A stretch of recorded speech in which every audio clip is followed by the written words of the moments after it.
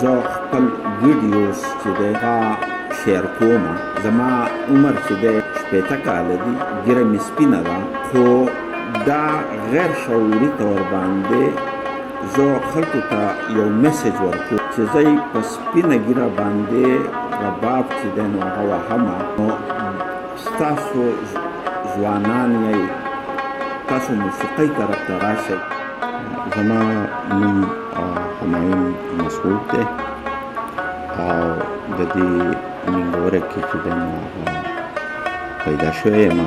د رباب سره زما شوق چې دی نو د هغه ورځو نه و چې زه لا په فرسټ ایئر کې وم.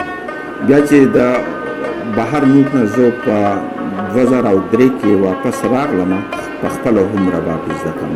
نو په دې کې چې دی نو باقاعده طور باندې یو استاز پکار دی د رباب زده کړې دپاره، خو ما په خپل کوشش باندې چې دی نو هغه زده کړی دی او په دې وجه باندې چې دی نو زما هغه موټی چې کمل کلاوه شوې هم نه ده، بل رباب چې دی نو هغه مسلسل ریهرسل غواړي.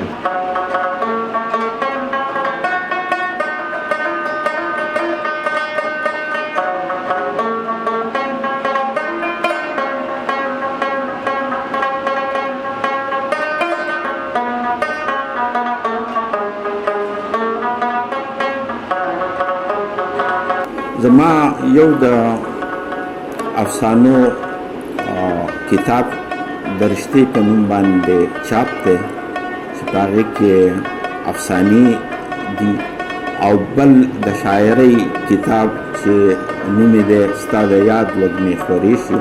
تر دغې دمې پورې چې دی نو دغه 2 کتابونه چاپ دي او داسې باقاعده طور باندې نورې افسانې او نور شاعري چې دی هغه په ناچاپه حالت کې ما سره شته. داسې والدین چې دي نو هغه زما به دا خیالي چې هغه کو دا یو هیلتي انوایرنمنټ کې کو انسان چې دی نو هغه موسیقي زده کوي، نو دا د هغو دپاره چې دی نو ښه خبره ده، د هغو د نسلونو دپاره ښه خبره ده.